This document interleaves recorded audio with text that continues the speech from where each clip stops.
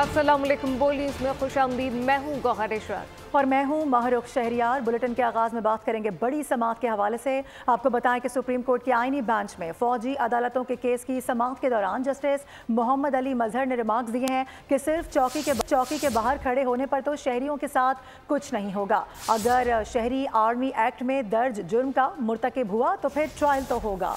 मौजूदा केस में मुतासरा फरीक और अपील दायर करने वाला कौन है? कानूनी फोरम के होते हुए एग्जीक्यूटिव खुद कैसे जज बन सकता है, जबकि कानून में इंसदादे दहशतगर्दी? अदालत ने पंजाब हुकूमत से फौजी अदालतों से सजा याफ्ता मुजरिमान से मुतालिक रिपोर्ट तलब करते हुए समाअत कल तक मुलतवी कर दी है। इस मुतालिक तफसीलात क्या है, जुल्करनैन इकबाल से जानते हैं। जी जुल्करनैन। देखिए, अदालत की आज की जो कार्रवाई इंदिया ये मिला है कि अदालत की कोशिश है कि कम अज़ कम रवा हफ्ते ही इस केस को मुकम्मल कर लिया जाए, इसकी समाअत कम अज़ कम मुकम्मल कर लिए जाए। अगर ऑर्डर आज को फाइनल नहीं भी आता इस हफ्ते में तो, क्योंकि ख्वाजा हारिस जो वज़ारत दिफा के वकील हैं, गुज़श्ता 3 से 4 समाअतों से उन्हीं के दलाइल जारी हैं। उनको अब कहा गया फाइनली कि कल वो अपने दलाइल को मुकम्मल कर लें। इसके अलावा दीगर जो अपील कुनंदगान हैं जिन्होंने अपीलें दायर की हैं, शोधा फोरम है और सूबाई हुकूमतें हैं, अटॉर्नी जनरल ऑफ पाकिस्तान है, उनकी जानिब से फिर दलाइल होंगे। जिसके बाद जो रिस्पोंडेंट साइड है, जो असल मेन केस के दरख्वास्त गुजार थे, इत्तेजाज़ एहसन है, जस्टिस जवाद ख्वाजा हैं और दीगर लोग हैं, उनकी जानिब से अपने दलाइल का आगाज़ होगा और कभी इम्कान है कि जुम्मे तक इस समाअत को कंक्लूड कर लिया जाए। आज जब समाअत का आगाज़ हुआ तो अदालत ने जितने इंतखाबी धांधली के हवाले से जो बानी PTI की दरख्वास्त थी उस समेत तमाम दीगर मुकदमात को मौखर कर दिया और कहा कि उनकी समाअत बाद में की जाएगी। आज समाअत मुलतवी करते हुए भी अदालत ने यही कहा कि कल सिर्फ और सिर्फ फौजी अदालतों का केस सुना जाएगा, बाकी तमाम मुकदमात की समाअत मुलतवी कर दी जाएगी। आज ख्वाजा हारिस को काफ़ी सख्त सवालात का सामना करना पड़ा जस्टिस जमाल मंदोखेल और जस्टिस मुसरत हिलाली की जानिब से। जस्टिस जमाल मंदोखेल का ये कहना था आइन में इख्तियारात की तकसीम बिल्कुल वाज़ी है कि अदलिया का अलग इख्तियार है और मुकन्ना का अलग है और एग्जेक्टिव का अलग है।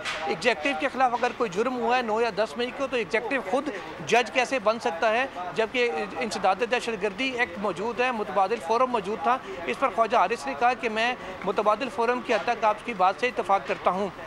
ख्वाजा हारिस ने यह भी कहा कि सुप्रीम कोर्ट ने जो आर्मी एक्ट की दफात सेक्शन 2D1 और 2D2 को कलअदम करार दिया है, उनका इतलाक मौजूदा केस पर नहीं होता था, तो लिहाजा उन दफात का कलअदम करार देना गलत है। इस पर जस्टिस मुसरत हिलाली की जानिब से कहा गया कि इस बात का फैसला और इस बात का तयन किस अंदाज में किया गया था एग्जेक्टिव की जानिब से कि जो 9 और 10 मई के मुलजमान हैं उनके ऊपर इन दफात का इतलाक होता है या नहीं होता, और अगर आर्मी की किसी चौकी पर तनाज़ा हो जाए किसी सिविलियन शख्स का किसी के साथ, तो क्या उसका ट्रायल भी फौजी अदालत में होगा या इंसदाद दहशतगर्दी की अदालत में वो केस जाएगा।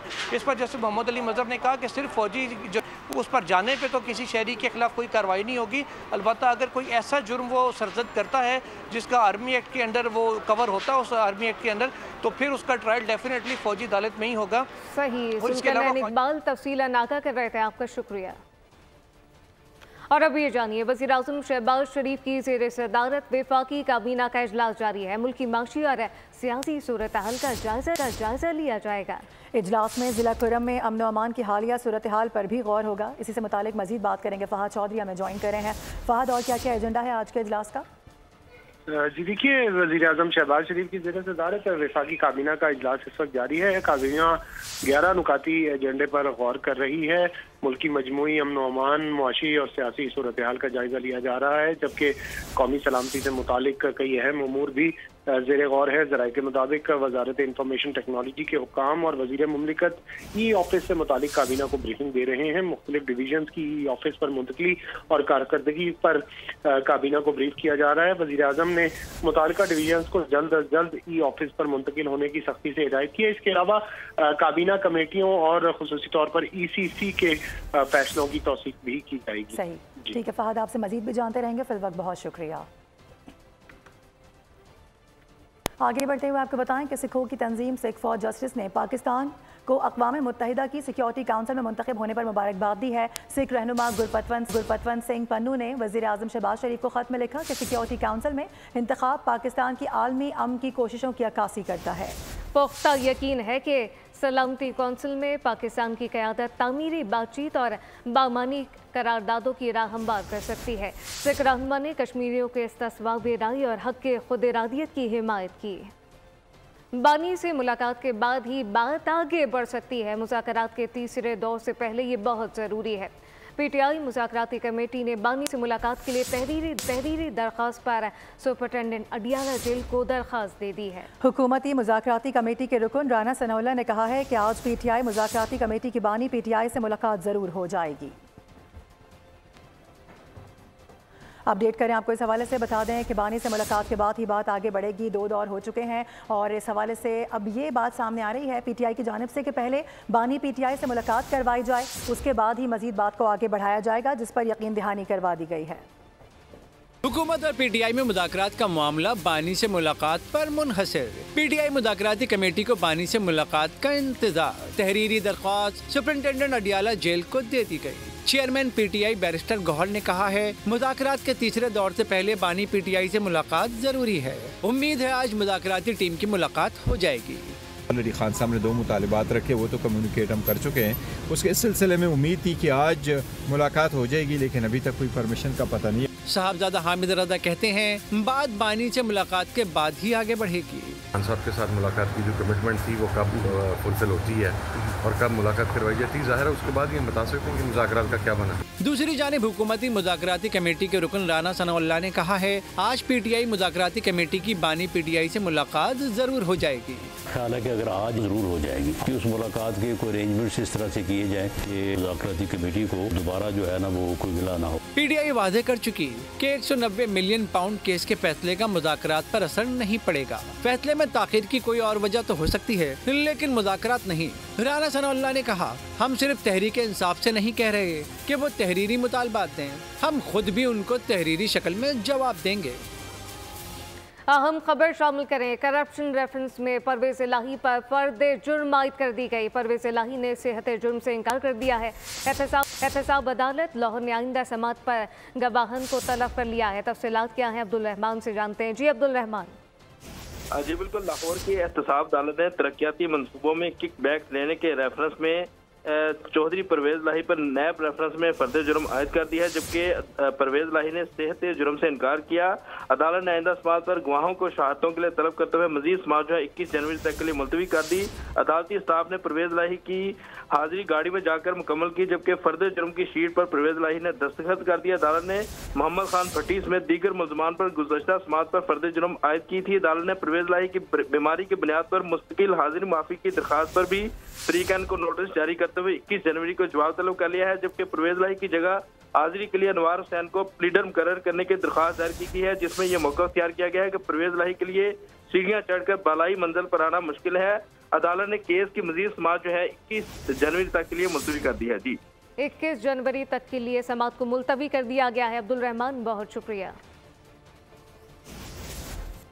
आगे बढ़ेंगे, आपको बताएं कि चीन के इलाके तिब्बत में 7.1 शिदत का जलजला आ गया। गहराई 10 किलोमीटर जेर ज़मीन रिकॉर्ड की गई है। 53 अफराद जान से गए जबकि 62 जख्मी हो गए। जलजले के झटके नेपाल, भूटान, भारत तक महसूस किए गए। मकामी वक्त के मुताबिक सुबह 9:05 पर चीन में हलाकत खेज सलसला। नेपाल की सरहद के करीब चीन के इलाके तिब्बत का शहर शेंगात से जलजले का मरकज था। इसकी शिद्दत 7.1 और गहराई 10 किलोमीटर थी। जलजले से कई इमारतें मुनहदम हो गयी। दर्जनों अफराद हलाक और जख्मी हुए। जलजले के मकाम पर 30 के करीब कस्बे और देहात हैं जिन्हें जलजले से काफी नुकसान पहुँचा। जलजले के झटके पड़ोस नेपाल के दारुल हुकूमत काठमांडू तक महसूस किए गए। जलजले का मरकज दुनिया के बुलंद तरीन पहाड़ माउंट एवरेस्ट से सिर्फ 75 किलोमीटर दूर था। भूटान के दारुल हुकूमत में भी जलजले के झटकों से लोग खौफजदा हो गए। भारतीय रियासत बिहार में भी जलजले के झटके महसूस किए गए। उधर अमेरिका में नए साल के पहले बर्फानी तूफान ने तबाही मचा दी है। मुतादिद अफराद हलाक और दर्जनों जख्मी हो गए। सैकड़ों हादसा भी रिपोर्ट किए गए हैं। दूसरी जानिब बरतानिया में भी बर्फबारी और सैलाब से मामूलात जिंदगी मुतासिर हैं। नए साल के पहले बड़े बर्फानी तूफान ने अमेरिका की वस्ती रियासतों को लपेट में ले लिया। वाशिंगटन में सरकारी दफातर और स्कूल बंद हो गए। सारे शहर पर 5 इंच बर्फ की तह बैठ गई। मैरीलैंड और वर्जीनिया में 8 इंच से ज्यादा बर्फ पड़ गई। मिजोरी में सैकड़ों हादसा हो गए। मुतादिद अफराद हलाक और जख्मी हुए। रियासत कंसास में भी 2 अफराद जान से। ओहायो में 8 इंच से ज्यादा बर्फ पड़ चुकी। 47 साला रिकॉर्ड टूट गया। इतवार से अब तक 4000 परवाजें मनसूख हो चुकी हैं। स्कूल्स बंद कर दिए गए। मुतासरा रियासतों में हंगामी हालत नाफिज कर दी गई। दूसरी जानिब बरतानिया भी बारिश और बर्फबारी की जद में है। मामूलात जिंदगी मुतासिर हैं। लिंकनशायर और लेस्टरशायर में सैलाबी सूरत हाल है। सड़कें बंद, मुतादिद परवाज़ें ताख़ीर का शिकार हैं। अभी आपको अपडेट करेंगे पाकिस्तान स्टॉक मार्केट में कारोबारी हफ्ते के दूसरे रोज मंदी का रुझान है। ट्रेडिंग के दौरान 100 इंडेक्स 2000 से ज़ायद पॉइंट्स नीचे आ चुका है जबकि 100 इंडेक्स 1,14,383 पॉइंट्स की सतह पर इस वक्त ट्रेड कर रहा है। इस वक्त मार्केट की क्या सूरत हाल है, कफील अहमद से जानते हैं। जी कफील, पाकिस्तान स्टॉक मार्केट में कारोबारी हफ्ते के दूसरे रोज मंदी का रुझान बरकरार है। ट्रेडिंग के दौरान 100 इंडेक्स 2000 से ज़ायद पॉइंट्स नीचे आ गया जबकि 100 इंडेक्स 1,14,383 की सतह पर ट्रेड कर रहा है। पाकिस्तान स्टॉक मार्केट में कारोबार हफ्ते के दूसरे रोज मंदी का रुझान है। ट्रेडिंग के दौरान 100 इंडेक्स 2000 से ज़ायद पॉइंट्स नीचे आ गया है। 100 इंडेक्स 1,14,383 की सतह पर ट्रेड कर रहा है। तफसीलात क्या है, कफील अहमद से जानते हैं। जी कफील, देखिए मार्केट से जो है वो इस वक्त करंटली अगर हम बात कर लें तो 2159 पॉइंट जो है वो निकल गए हैं मार्केट से और 1.86% कमी जो है वो अब तक रिकॉर्ड की गई है कारोबार के दौरान। जो करंट इंडेक्स है वो इस वक्त 2159 पॉइंट कमी से 1,14,095 के लेवल तक मार्केट जो है वो ट्रेड हो गई। जब मार्केट मार्जिन से हमारी बात हुई तो उनका कहना है कि ओवरऑल मार्केट में प्रॉफिट टेकिंग भी है और उसके अलावा कुछ खबरें नेगेटिव है जिसके बायस मार्केट में जो है वो नेगेटिविटी देखी जा रही है और उन्होंने कहा कि जो है वो मार्केट थोड़ा बरकरार आ सकती है। हम ओवरऑल अगर हम बात कर लेते हैं इसमें जो इंडेक्स है वो 1,14,095 के लेवल पर मार्केट जो है वो ट्रेड कर रही है। कफील अहमद, बहुत शुक्रिया।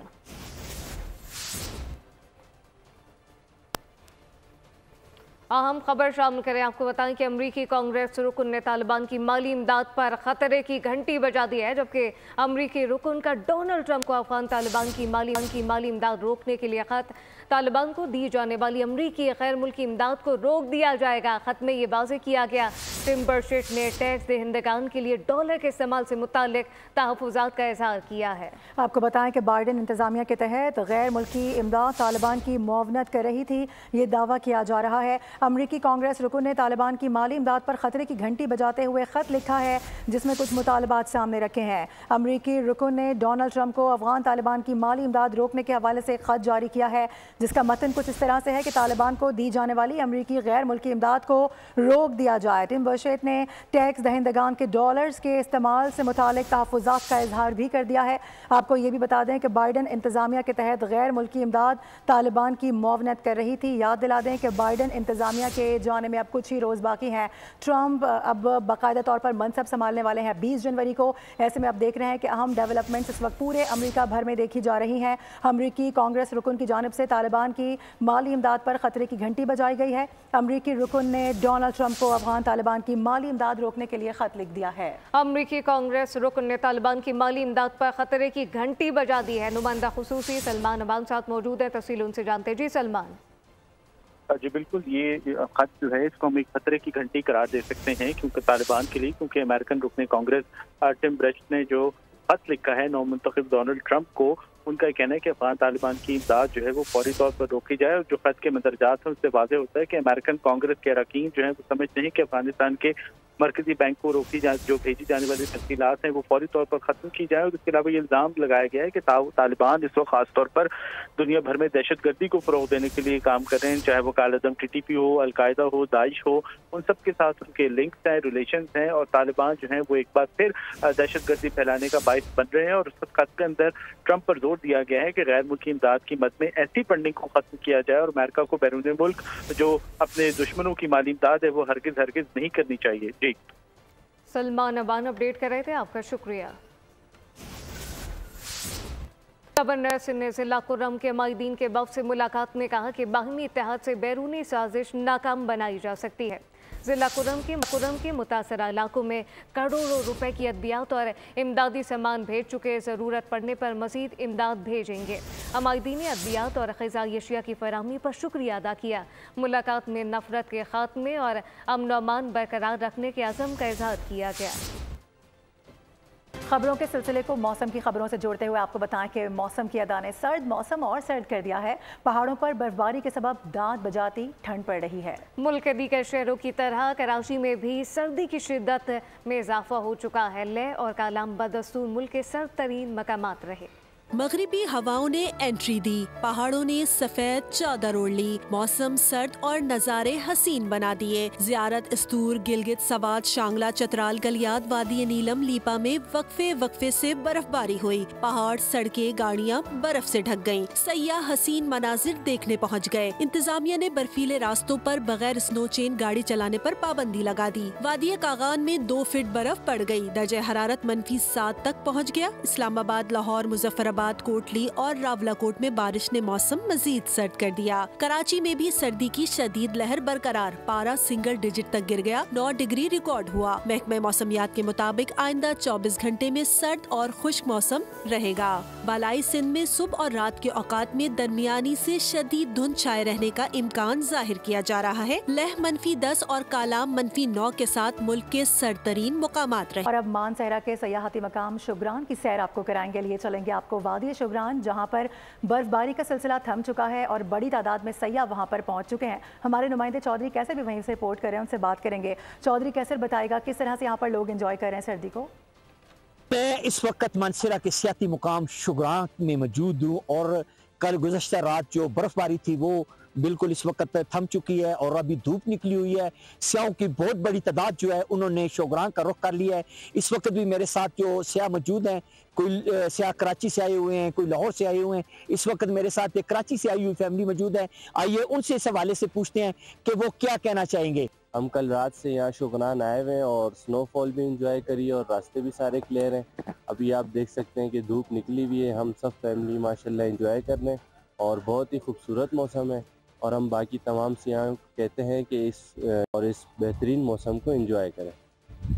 जी बिल्कुल, जिस तरह आपने सियाह की गुफ्तगू सुनी, मौसम साफ है और बर्फबारी का जो सिलसिला है वो थम चुका है और लोगों की बहुत बड़ी तादाद जो है उन्होंने शुगरान का रुख कर लिया है। रास्ते आज़ाद हैं। सियाहों को उन्होंने दावत दी है कि वो शुगरान आएँ और इस बर्फबारी के मौसम को इंजॉय करें। चौधरी कैसर, बहुत शुक्रिया।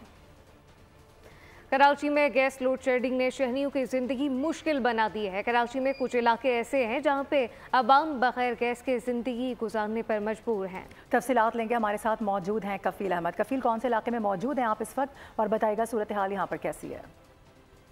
देखिए, गैस की लोड शेडिंग पूरे जो है वो कराची में इस वक्त जारी है। लांडी, मलीर, शाह फैसल, बल्दिया, साइट, औरंगी। मैं इस वक्त सदर से रिपोर्ट कर रहा हूँ और यहाँ भी एक घर में मौजूद हूँ। मैं आपको ज़रा दिखाऊँ। खातून कोशिश कर रही हैं खासी देर से कि किसी तरह इनका जो है वो चूल्हा जल रहा है और वो नाश्ते की तैयारी कर सकें। ये देखें किस तरह जो है वो माचिस जलाने की कोशिश कर रही हैं लेकिन अभी तक गैस नहीं है। ये बताइएगा कि ये कब से सूरत हाल जारी है और कितनी मुश्किलात हैं आपको? ये मैक्सिमम 3-4 साल तो हो गए हैं यहाँ पे सदर के एरिया में। अगर किसी वक्त आती भी है तो ना होने के बराबर आती है। हम अपनी ज़रूरी इस्तेमालात के लिए, बच्चों के नाश्ते के लिए हम इतने परेशान होते हैं कि हम रेगुलर सिलेंडर यूज़ करते हैं। बाज़ औक़ात सिलेंडर भी ख़त्म हो जाता है तो हम बहुत पुराने ज़माने में चले जाते हैं, कोयले की मदद से फिर हम वो यूज़ करते हैं। ठीक है जी, अगर आप ये इस वक्त दिखाएं तो सूरत हाल ये कि मेरे कैमरे मैन दिखा सकते हैं। ये सिलेंडर इस्तेमाल करते हैं जो कि किसी बम से कम नहीं है, लेकिन ज़ाहिर ज़रूरियात तो पूरी करनी है। और एक और ख़ातून भी हैं। जी, आप ये बताइएगा किस तरह आप लोग जो है वो गुजारा कर रहे हैं, कैसे ये पॉसिबल है? बहुत परेशानी का सामना है, लकड़ी का चूल्हा जला रहे हैं। ठीक है, सर्दियों में बहुत ज़्यादा जो है वो मसाइल के सामने और इनका यही मुतालबा है कि गैस की फराहमी कीजिए। हालांकि बिल आ रहे हैं लेकिन गैस किसी तरह भी मैसर नहीं। आपका सिंध मुल्क की पैदावार में 65% गैस पैदा करता है लेकिन सूबे में गैस ही की किल्लत है। लोड शेडिंग के बाद दीगर शहरों की तरह कराची के मुख्तलिफ इलाकों में भी चूल्हे ठंडे पड़े हैं। तफसीलात क्या हैं, रिपोर्टर गाजी जंधेर से जानते हैं जो वजीर तमन्नाई सैयद नासिर हुसैन शाह के साथ खुसूसी बातचीत कर रहे हैं। आइए आपको सुनवाते हैं। जी बिल्कुल, सिंध में तवानाई के हवाले से बिजली के साथ साथ गैस के इशूज भी बदस्तूर बरकरार है। ख़ास तौर पे कराची वालों का चूल्हा तक जलने के लिए इंतज़ार में है कि कब गैस आएगा। इस हवाले से वज़ीर तवानाई नासिर हुसैन शाह साहब मेरे साथ हैं, उनसे बात करेंगे। शाह साहब, गैस की जो कमी है, बिजली की कमी है, लोड शेडिंग गैस की इस पोजीशन में जनवरी में भी जारी है। जी बिल्कुल, ये इशूज़ हैं और सिंध सबसे ज़्यादा प्रोड्यूस करता है गैस, उसके बावजूद हमें बहुत इशूज़ हैं। और चले जो फैक्ट्रीज़ हैं, दीगर चीज़ें हैं अपनी जगह पे, लेकिन जो घरेलू सार्फिन हैं उनके लिए भी बहुत परेशानी है। तो इसके लिए हमने टेकअप किया है, चीफ मिनिस्टर साहब ने भी बात की है और अल्लाह करेगा बेहतरी आएगी। थैंक यू, बहुत शुक्रिया शाह साहब। गैस, बिजली, लोड शेडिंग के हवाले से जो इश्यूज़ हैं सिंध में वो बहरहाल अपनी जगह पे मौजूद है, लेकिन कराची में जो गैस की कमी का इशू है मुख्तलिफ इलाकों में सुबह के वक्त भी, सुबह के औकात भी गैस मौजूद नहीं। आपका बहुत शुक्रिया। सिर्फ यही नहीं, आपको बताएं कि धुंध ने परवाज़ों और ट्रेनों का शेड्यूल भी बुरी तरह से मुतासर कर दिया है। मौसम और तकनीकी खराबियों के बाइस 15 परवाज़ें ताख़ीर और मनसूखी का शिकार हैं। परसू छाई धुंध ने हद निगाह महदूद कर दी, परवाजों में कोताही आ गई, खराब मौसम ट्रेनों की जंजीरें भी खींच गया। लाहौर एयरपोर्ट से अबू ज़हबी, दुबई, जद्दा और रियाद से आने वाली परवाजें कई घंटे ताखीर का शिकार हैं, जबकि ग्वांगझो और दुबई जाने वाली 2 परवाजें मनसूख कर दी गयी। कोयटा और कराची आमदरफ्त की परवाजों में भी ताखीर आ गई। पंजाब और दीगर हिस्सों में धुंध के बायस कराची से ट्रेनों की रवानगी में भी देर हुई। पाकिस्तान एक्सप्रेस 45 मिनट की ताखीर के साथ दोपहर 2:45 पर कराची से रवाना हुई। कराकरम एक्सप्रेस 4 घंटे 30 मिनट की ताखीर के बाद शाम को 7:30 पर रवाना हुई। खैबर मेल 1 घंटे 45 मिनट की ताखीर के साथ रात 12 बजे तक रवाना हुई। पंजाब के मुख्तलिफ इलाकों में धुंध के बायस ट्रेनों का शेड्यूल बुरी तरह मुतासिर है। मुसाफिरों का कहना है कि ट्रेनों की ताखीर की वजह से परेशानी का सामना करना पड़ता है। तफसीलात लेंगे, वहीं पर मौजूद हैं अफजाल अब्बासी। अफजाल बताएगा क्या कह रहे हैं मुसाफिर। जी बिल्कुल, आज भी लाहौर से रवाना होने वाली जो ट्रेनें हैं वो ताख़ीर का शिकार हैं और रेलवे हुकाम का ये कहना है कि धुंध के बायस जो हैं वो ट्रेनें ताख़ीर का शिकार हैं। लेकिन मुसाफिरों का ये कहना है कि यहाँ पर रेलवे हुकाम की अपनी नाअहली भी है। अब बताइएगा भाईजान, ट्रेनें ताख़ीर हैं काफ़ी ज़्यादा और आपने कहाँ पे सफ़र करना है लाहौर से? ये पिंडी तक जाना है हमने, लेकिन इतनी लेट चल रही है ना ट्रेनें, हद हो गई है। रावलपिंडी के लिए ट्रैवल करना है? हम सब कजन से और हम सब टूर के लिए जा रहे थे और हम ओकाड़ा से पिंडी हम ट्रैवल कर रहे हैं। बिल्कुल, उनका कहना है कि रेलवे हुकाम को चाहिए कि वो ट्रेनों को बर वक्त रवाना करें ताकि मुसाफिर जो है वो परेशानी से बच सकें। ठीक है, तफसीलात के लिए आपका बहुत शुक्रिया। आपको बताएं कि कराची में खुले मैनहोल एक बार फिर शहरियों की जान लेने लगे हैं। लियाकताबाद में कई माह से खुले मैनहोल शहरियों और कमसुन बच्चों के लिए खतरा बने हुए हैं। मुतअद्दिद बार इंतजामिया को आगाह करने के बावजूद मैनहोल के ढक्कन नहीं लगाए जा सके। तफसीलात क्या हैं जानते हैं अपने नुमाइंदे से, जी बताइएगा। जब कि शहर में खुले मेन होल शहरियों के लिए वबाल जान बनते जा रहे हैं। गुज़श्ता रोज़ भी एक वाक़या शाह फैसल कॉलोनी में पेश आया, जहां गटर का ढक्कन ना होने की वजह से बच्चा उस मेन होल में जा गिरा और उसकी मौत वाक़ हुई। एक बच्चे को बचा लिया गया था, दूसरा जो बच्चा है वो उसमें डूब कर जाँ बाग हुआ। इस वक्त मैं लियाकताबाद में मौजूद हूँ और लियाकताबाद के तकरीबन मुतादिद गलियाँ ऐसी हैं जहाँ मेन होल के ढक्कन ही मौजूद नहीं है। ये गटर भी आप देख सकते हैं, कैमरा मैन अमजद हमारे दिखाएंगे आपको। ये कब से खुला हुआ है और आपने कोई शिकायत की है इंतज़ामिया को? जी, यहाँ के जो यूसी चेयरमैन है उनको काफ़ी दफ़ा हमने मैसेजेस भी करे हैं, बाकायदा वीडियो बना के भी भेजी है, मगर कह रहे थे कि लगवा दूंगा, मगर काफ़ी टाइम हो गया, 2-2.5 महीने से इसको ऊपर हो चुका है, अभी तक जो है उन्होंने कोई कार्रवाई करी ही नहीं है। अच्छा, दिन के औकात में जो है ये नज़र तो आ जाता है बाज़ार, लेकिन रात में जो 6 बजे वाली जो लाइट जाती है उसमें काफ़ी जो है बाइकें वगैरह जो है इसमें गिर जाती हैं। कई दफ़ा ऐसा हुआ, भी पानी बह रहा था, लेडीज़ समेत जो है इसमें गिरी। मदरसे के बच्चे भी यहाँ से इस रास्ते से अक्सर और बेशतर गुजरते हैं, लेकिन ज़िला इंतज़ामिया है उसकी कान पे जू नहीं रेंग रही है। इसी तरह मुतादिद ऐसे इलाके हैं जो गलियाँ हैं वहाँ पर भी। बहुत शुक्रिया। खेल के मैदान से खबर। चेयरमैन पीसीबी मोहसिन नकवी की हिदायत पर साईं मयूब और assistant coach Azhar Mahmood Cape Town से लंदन रवाना हो गए। इंग्लैंड के माहिर स्पोर्ट ऑर्थोपेडिक डॉक्टर कल साईं मयूब का चेकअप करेंगे। मोहसिन नकवी का कहना है कि साईं मयूब पाकिस्तान क्रिकेट टीम का कीमती असासा है। साईं मयूब के इलाज मुआवजे के लिए हर मुमकिन वसाइल फराहम किए जाएंगे। उनकी मुकम्मल सेहतियाबी के लिए दुआ गो हूँ। साईं मयूब जनूबी अफ्रीका के खिलाफ दूसरे टेस्ट के पहले रोज़ फील्डिंग के दौरान इंजरी का शिकार हुए थे। न्यूज़ बुलेटिन से फिल वक्त इतना ही। विजिट कीजिए bolnews.com और देखते रहिए बोल।